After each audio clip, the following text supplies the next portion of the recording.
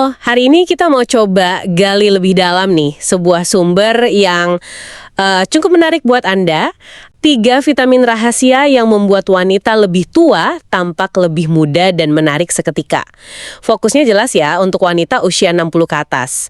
Nah, misi kita hari ini bongkar klaim utama video ini soal faktor internal yang katanya nih bisa banget mempengaruhi penampilan dan vitalitas seiring usia. Betul sekali. Dan sumber ini berangkat dari rasa frustrasi yang mungkin banyak dialami ya. Udah coba krim mahal, serum ini itu, tapi kok rasanya hasilnya gitu-gitu aja. Jadi premis utamanya itu perubahan nyata ya mulanya dari dalam. Mereka coba jelaskan juga perubahan alami tubuh setelah usia 60. Ya kayak misalnya penurunan kolagen dan elastin. Itu kan protein penting buat kekenyalan kulit. Terus kulit menipis, perubahan hormonal juga. Nah ini jadi alasan kenapa pendekatan internal ini diklaim penting gitu. Oke, menarik nih. Coba kita bedah ya.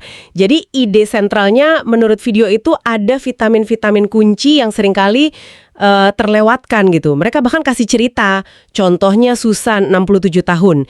Dia ngerasa penampilannya kusam, lelah, padahal udah pakai banyak produk.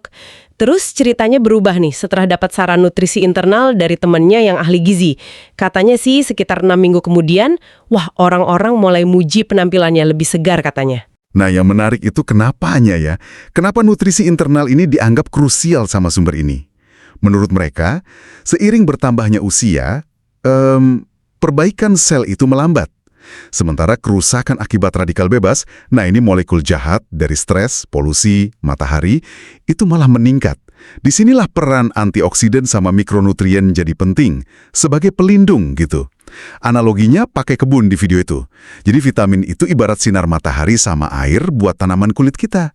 Tanpa nutrisi cukup, ya kulit susah berbunga optimal, gitu. Nah, ini nih bagian yang paling ditunggu pasti. Video ini secara spesifik banget nyebut 3 vitamin yang mereka bilang rahasia. Yang pertama vitamin K2. Menurut sumber ini fungsinya unik banget. Jadi dia bantu ngarahin kalsium ke tempat yang benar, yaitu tulang, bukan ke arteri atau kulit tempat yang salah. Klaimnya ini bisa bantu tingkatkan elastisitas kulit, ngurangin kerutan, plus dukung sirkulasi darah yang sehat ke kulit. Penting kan itu? Iya, dan sumbernya juga bilang kalau K2 ini agak tricky ya. Didapat dalam jumlah cukup cuma dari makanan. Contoh makanannya ada sih, kayak natto itu kedelai fermentasi Jepang, terus produk susu dari sapi pemakan rumput, keju keras tertentu, kuning telur juga. Tapi ya itu, karena mungkin agak sulit dapat dosis optimalnya, mereka saranin suplemen bentuk MK7.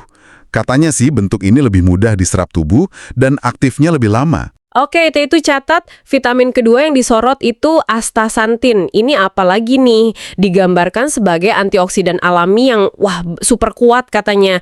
Video itu bahkan mengutip studi, katanya sih 8 minggu yang nunjukin ada pengurangan garis halus, bintik penuaan juga berkurang, terus kulit jadi lebih lembab dan elastis pada wanita yang konsumsi astaxanthin ini. Mereka sampai juliki tabir surya internal loh.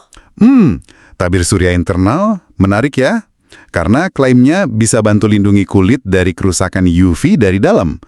Sumber alaminya emang ada kayak di ikan salmon liar atau krill. Tapi ya video ini bilang kalau mau dapat efek permajaan kulit yang signifikan kayak di studi itu, seringkali butuh dosis dari suplemen. Biasanya disebut antara 4-8 mg gitu.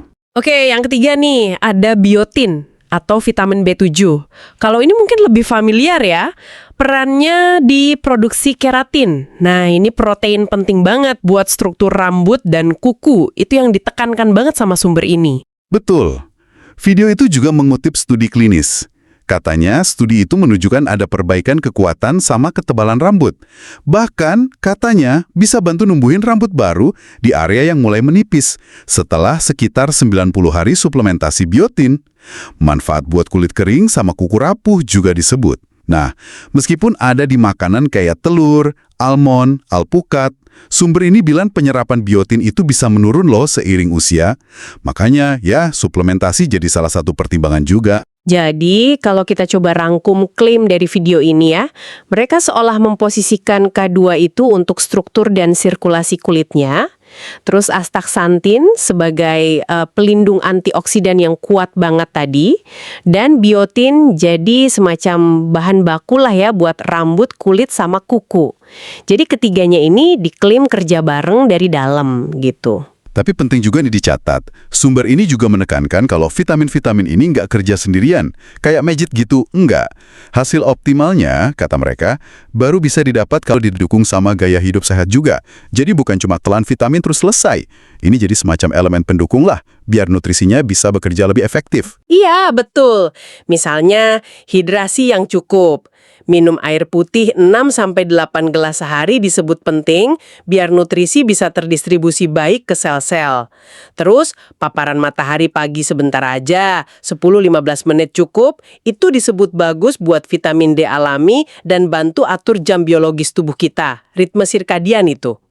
Pola makan juga jelas, bergizi, kaya whole foods, makanan utuh yang berwarna-warni itu jadi fondasinya. Tidur yang cukup dan berkualitas juga penting banget.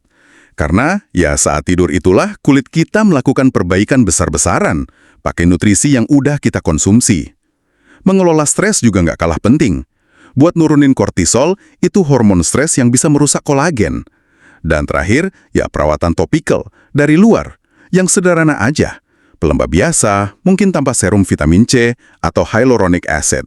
Kuncinya, kata video itu, ya konsisten. Jadi perspektif sumber ini tuh intinya kombinasi nutrisi internal yang spesifik tadi, K2, astaxanthin, biotin, sama kebiasaan-kebiasaan pendukung ini, itu bisa ciptakan efek sinergi hasilnya. Penampilan yang lebih vital, lebih bersinar gitu. Dan ini disajikan bukan sebagai cara untuk gimana ya, ngejar masa muda lagi, tapi lebih sebagai bentuk penghargaan dan perawatan diri di fase kehidupan yang sekarang. Iya, jadi kesimpulan utama dari sumber video ini bisa dibilang gini. Penuaan itu transisi, bukan berarti penurunan kualitas hidup atau penampilan. Merawat diri dari dalam, dengan fokus ke nutrisi yang mereka highlight tadi, plus ditambah kebiasaan sehat, itu diklaim bisa banget meningkatkan vitalitas dan penampilan. Pesan akhirnya juga positif kok, nggak pernah ada kata terlambat buat mulai merawat diri. Ada satu pemikiran mungkin ya buat Anda renungkan dari kami, mengingat sumber ini tadi menekankan banget hubungan erat antara apa yang kita makan, nutrisi internal, dengan apa yang kelihatan di luar. Kira-kira bagaimana persepsi Anda sendiri soal kecantikan? Apakah mungkin sedikit bergeser kalau kita memikirkan kesehatan seluler sebagai fondasi utamanya?